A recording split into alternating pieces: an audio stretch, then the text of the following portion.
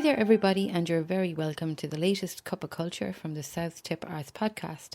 My guest today is a postmodern poet, an asemic poet, and an experimental non-fiction writer and editor living in Tipperary with her husband and family. She's been nominated for a Pushcart in poetry and published in many journals for poetry and visual poems. Her name is Michelle Moloney King, and on visiting her website at michellemoloneyking.com, I was immediately intrigued and wanted to know more. So I was delighted to catch up with Michelle to have a chat about experimental poetry, asemic poetry, and the power of language. Michelle Moloney King, you're really welcome to the Cuppa Culture. It's brilliant to meet another king, which I just said to you a minute ago. It's brilliant because there's not too many of us around. So welcome to the Cuppa Culture today. Thanks for taking the time out to have a chat with me.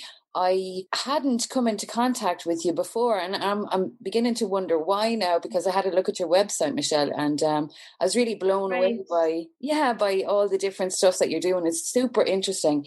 I'd encourage anybody to go there to www.michellemoloneyking.com and just have a look at what you're doing, because it's really, really interesting and rather exciting. So tell me a little bit about, I suppose, your background, because it's quite abstract what you're doing. I wonder how did you arrive at this point and style of writing? Do you know what? I think that it was always meant to happen, but I couldn't find a way in. I remember watching, Willy Wonka and the Chocolate Factory.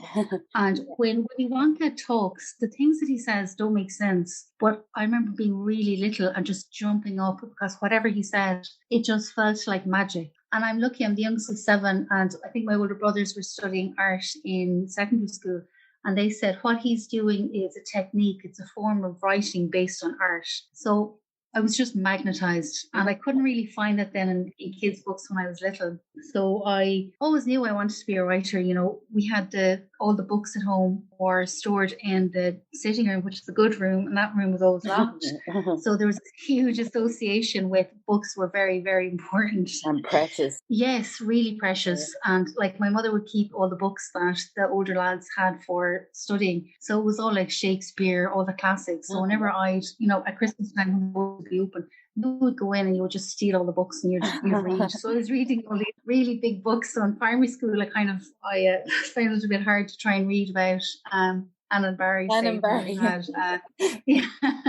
more interesting things at home to read. Yeah. So my degree then was in computer science, and we studied computer programming. And every year you'd learn a new language. And the first bit of language you would always learn, the output would be to get the computer to say "Hello World." But you see, the whole coding effort was based on the war effort from America during the times of Vietnam. And when the coders realized the power of the potential of the internet, they would copy code and they'd go home and they'd share it freely to people. So because they did that, everyone was educated and people were learning to code by themselves in their garages, which is how I think was at Apple. Yeah, that's right. Yeah. So that was really driven home to me. That was in UL. It was really driven home to me. What you know is really precious. Learn all the time, but share everything you know. Yeah. And try and uplift others. I always found the coding was very beautiful and how it would even look on the page. Ironically, it turns out now that there are poetry journals out there that look for a code as... No way. It gives me nightmares because I did some of it when I went back to college, and I really take my hat off to anybody who's able to get through it. It just wasn't me in any way, shape or form. But I'm in awe of people who can do it well. But you know what, though? We were taught that we had to help each other. So that was a really big thing. And it also helped that I married one of my classmates, years later. He was my boyfriend. So, he helped me and I helped him. Yeah. Yeah, so I suppose I was really interested in that and the power of word and linguistics and a lot of computer programming. How they came up with the semantics of it was they studied Sanskrit. Wow. It was a really concise. And I mean, that language is a divine language. You only speak it when you're chanting to God. So I just thought that was really interesting. And then I just worked in numbers for a couple of years, and I always knew I wanted to go back to be a primary school teacher, and I was going to take holidays to write. That was my plan, which was a bit silly because if you're going to write, just start. You're enough as you are. Yeah. So I did that, and after postgrad, I just started to write, but I wrote in everything. I was trying to fit into a genre I knew I kind of liked. I didn't really know the name of the style that I liked, and I tried to explain it to someone once. It kind of loops. It starts off about one thing and it goes on, and it's frustrating. And I'm sure a lot of people listening to this can really feel it. It's like something scraping inside your heart and it wants to be named. And it's like the specific artistic habit or outlet that you're going to be really good at, but you can't name it. Yeah. And again, it all goes back to the power of language and the power of label. So that was really hard. It was almost a dark time because I tried everything and nothing worked. And funnily enough, I did write a poem and it won some competition, but I didn't really think anything of it. So I suppose I forgot about it all. And then it was during lockdown one and my imagination was running wild. And I realized one day, like, no one's meeting my energy. No one was texting me back. People were saying, oh yeah, should be grand. And I kind of thought, do you know what? I actually think that I have a huge imagination and it needs an outlet because it was telling me there's going to be martial law. Things are going to break down. You have to grow your own vegetables. So I logged on to Twitter and I saw a writer that I used to follow years ago, and she was doing really well in poetry. And it was just for fun this time. And I just thought, well, I know her. I've met her. I've chatted to her. So if she can do it, I can do it. And I went on to YouTube and I was listening to the poetry, the kind of the beat, the iambic pentameter got into my head, and I just started to write. Now, not in rhyme, because that was never really my style. But the difference was this time I started to submit that night, and I didn't really tell people. I just went for it, and I signed up to do 2 poetry exercises. And rather than being shy or treating the people doing it as experts, I just wouldn't do what they asked. I would do my own definition of homework, and I would constantly question them, and I would even talk to them in my mind. And I actually learned an awful lot that way. I think that's something that they used to do. Who was it used to do that? The power of the mind and the power of positive thinking. Yeah. And Bob Proctor, they do that. Yeah. So when I used to get, I used to imagine what they would say. And one day I was listening to the New Yorker podcast, and they read a John Ashbery poem, and I just fell madly in love with the whole style. It was like, oh my God, that's it. That's what I was always supposed to do. Yeah, so I just went off and I researched it, and I eventually found the word experimental poetry. And once I found that, I just Googled it, and things worked from there into avant-garde poetry and postmodernist poetry. Finally had a name for it. Yeah. I had a name, yeah. And I also had, someone who led the way for me. It might seem like nonsensical poetry, because it kind of is, but there's an art movement behind it, and there's a whole design of thinking into it. And it's not really poetry in a sense, it is more like art, but it's just amazing. The abstract painting, there's a really lovely quote on your website that makes that comparison. And immediately that struck me as, I can kind of, this is my way into it. You know what I mean? Like, as somebody coming from a visual background, that's my way in, is like, it's like an abstract painting. I can understand this, Totally. And it's really interesting that you say that, because John Ashbery was an art critic and he used to write about art. Wow. And he knew all art history. So he literally wrote about the abstract images in his mind. And it's kind of a play on like quantum physics, that, there is no such thing as time. What we know is time was wrong. The past, the present, and the future are all happening at once. And you've got the observer effect in quantum physics as well, where if someone's watching an experiment and they have a different expectation of the outcome, that directly impacts the outcome of an experiment, even though technically that's impossible. Yeah, so it's the power of words. And in hypnotherapy, I studied that for nearly like 12, 13 months. And at the end of it, the teacher just said, you look at that person as if they're healed, and then you just convince their mind that they are. Wow. So it's the power of labels and the power of seeing yourself as whole, and that's it. And intention and all that stuff, all that good stuff. It's brilliant. The Pushcart nomination then was, so like, by reading your stuff, Michelle, I would say you were writing for years. Yeah. Obviously, this is kind of new development for you. I didn't read that at all. Yeah.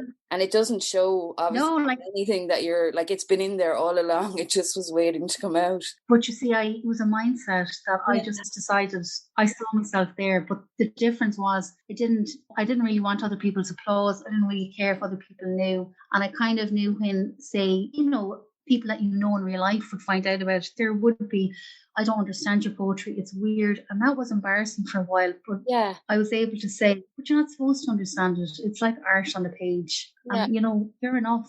Because that's what it's about, really. It's about making the reader work and put their own interpretation into it. Yeah. They create it because it's a part of your thoughts and what a word means to you. Exactly. And how you've internalized that word as an image, you project that. That's your job. So, I mean, I just love it.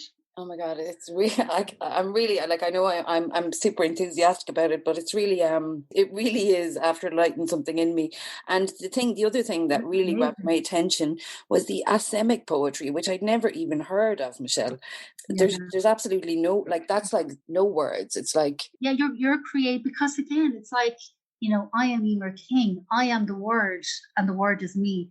I mean, the Bible even tells us about the power of intention, and you bypass the conscious mind and you're playing with form. You're playing with, well, what do you think poetry is? You're playing with the signifier and the signified as well. So in education, that would be, the child reads a sentence, the apple tastes nice. And if they can understand that at a deeper level, like how do they take those words and how do they internalize that meaning? But in avant-garde poetry, what you're doing is you say the apple tastes like bumblebees flying. Right. So you're ripping it apart, and you're taking the signifier and you're taking the signified and you're making a new image, and that makes the brain work really hard. Like this type of poetry has been studied as well, and it helps people recover from trauma, because it's creating new neural pathways in your brain. Like, it's just incredible. It really is incredible. And I suppose then, how much does the hypnotherapy influence what you write, or that whole vein of stuff that you learned? Is that? No, hypnotherapy really, it scared me. That's why I studied it. And I didn't like it because I didn't really want to put people under hypnotherapy. I just wanted to learn more about it. But I mean, that kind of plays with the notion of whatever you say becomes. Yeah. You had to cultivate, say if I was to be a professional, you have to cultivate this image of who you are, you become it, and you have to convince people around of it. Because once you convince them, they believe you. And when they believe you, it's like the observer effect in quantum physics. Yeah. Belief suddenly grows. Yeah. So I just thought that was amazing. It was just a power of language. But what is language? Like the ancient philosopher, was it Kant, was always saying that language, it's all based on a bias of what other people thought it meant and how you would keep that meaning inwards. Actually, it's like at a traffic light stop. Red is stop or danger, green is go or safe. They have green up in hospitals, and then so it's questioning that, and it's allowing space. And essentially, it's almost reading those poetries or creating asemic poetry. It allows you to question and come from a fixed mindset, and let go of all that internal bias that we all have, and move to a growth mindset. And I love that. I love that you came at it from the sort of notion that it wasn't for anybody else. You didn't want anybody's recognition for what it was you were doing. That it was just purely kind of a really personal thing. And looking at all those asemic. I kind of delved into a little bit of it earlier on in the day. I just got really interested in looking at how I might use it maybe in my own work even. And if people aren't familiar with it, like I literally had never heard of it, so I have no concept of what that would look like on a page. But some of them were really more, to me, like obviously paintings then. Like there were no marks that resembled like letters or script. Because what is language? What is language? What does it mean? Who told us that an A was an A? And also, who told you that, say, one set of words would have to mean one set of things? I've read a really good thing. I wonder is it on my phone? Say, because it's a form of avant-garde, so it allows us all to question. So, like, it's like you get to create your own language, and you get to say, this is the language that I'm at, and because I make it, and because I say it, so it becomes it. It becomes it, yeah. Yeah. And there's a real freedom in that. Yeah, it's so that was one of the things I took away from it. This kind of liberation from all the rules and the kind of that kind of, I think, makes people shy away a little bit from writing because they think, oh, it's too strict, or I have to do it this way, and absolutely not, according to you. And it's fantastic to see it. It's just brilliant. It's like with the Impressionists in Paris at the time, their painting moved away from the realist depiction of what they saw around them into their impressions of it, and they put that on the canvas. But I mean, they started riots in Paris. Yeah. And I suppose this is what this is doing as well. So writing, it said that it's 50 years behind art. So this is kind of how I'm coming at it, or that's my way in, my ladder up to it. That it's catching up, that it's just catching up. The other thing I Yeah. wanted to ask you about, and it's a lovely online journal, I'm not sure if it comes in the print form, but the Berbua journal. I love that. I created my own literary journal because there was nothing, well, there was goose or gorse, I can never pronounce it. It's really remarkable journal, but I didn't really know if it was in print anymore. It didn't really seem to be. And that was an avant-garde Irish-based journal. So I just decided, you know what? I mean, I have the technical background. I can do this. Yeah. And I had submitted to so many journals at that stage. I knew how to kind of put it all together and how to manage it. So yeah, Berbua was born, and Berbua it's just such a common sign-off in email signatures in Ireland, bring victory. Yeah. And I always used to do it. When I was in the IFSC and I felt very stuck, I always used to sign off Berbua. So I kind of thought it was nice to bring them that way. Lovely. And that went so well. Like, it was a lot of hard work, but now I have it kind of down better. So I know how to sort the admin side of it. Yeah. But it was through that I was introduced to Stephen J. Fowler. So he was the asemic poet. And it was a form of visual poetry, which I was pretty much new to. I'd heard about it from art documentaries, but not much. And I just loved his work. And yeah, it's just by watching him and just chatting to him, because I chatted to him on my YouTube channel there a couple of weeks ago. And he's just so open. He's so welcoming. Because, I mean, the word avant-garde to me before was scary. If I met someone and they were like, I write avant-garde poetry. Everybody, I think, it's natural reaction, avant-garde. Oh, that's not fun. Yeah. But people who are at the height of their avant-garde writing that I have spoken to personally are just so nice, and they're so welcoming. Because, again, they're coming from that growth mindset, because all this work, all avant-garde is about just questioning what we've been told, questioning our rational, and just, well, is that really rational? They're so kind, and they're so open, and they're so welcoming. That's fantastic. Give a little plug to your YouTube channel there, Michelle, because I didn't realise that you had a YouTube channel. Yeah, I just searched the YouTube channel there recently because I'm nosy just to talk to people. I don't call them interviews because I talk over them, and I try to sum up what they say sometimes. I'm nosy. So it's been great. I chatted to Stephen Fowler, who is the asemic poet in the UK, and I think is he a lecturer as well in that area. I chatted to Nikki she's the editor of Street Cake magazine in the UK, and that would be another huge experimental journal. And then to the two editors of the Babbletar Notice Board, which would be an avant-garde online journal, and they've been great. And I have more people lined up. I have a really cool guy coming up in a couple of weeks, and he's a professor, and his poetry that he has shared online is really cool. He would be very much a visual poet as well. I think it's linked on my website. If people, I'm just going to call out the website again. It's www.michellemoloneyking.com. There's loads to read in there, even, and links to the journal and everything. It's it'll pull you down a rabbit hole, everybody who's listening. I started that as a website like over 10 years ago, where I, was a book blogger, and I used to review kids' books there. I used to interview kids writers, YA writers. So there's a lot, I think there's hundreds and hundreds of blog posts there. And I have a few resources put together on that. And then I must put something together. I suppose the editor's note that I have on the blog from the last issue of Berbua, that would kind of give a background into avant-garde writing and the movement behind it, which I find interesting. Very interesting. It's definitely something I think, and I'm sure everybody listening would like to hear more about.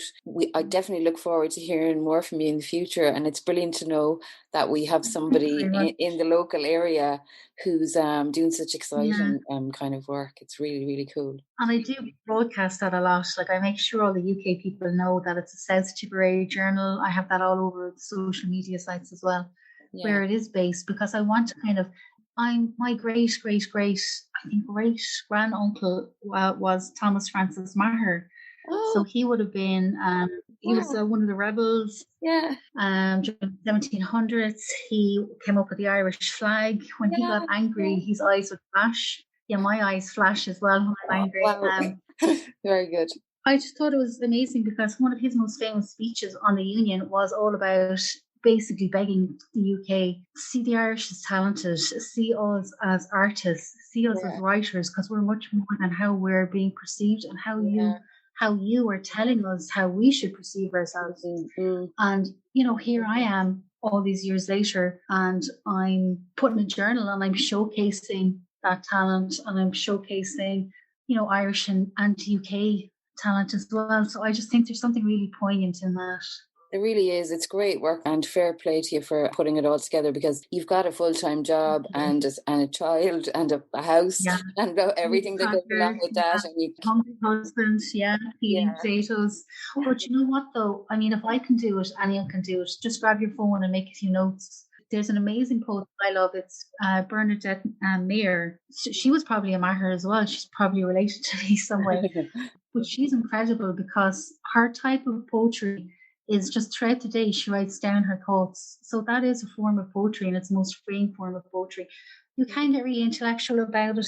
You don't need to, but you learn the history of it as you go, and you kind of learn the bigger meanings behind it and why we do it and how to do it. But I mean, everyone can start. Everyone is an artist and everyone is a writer.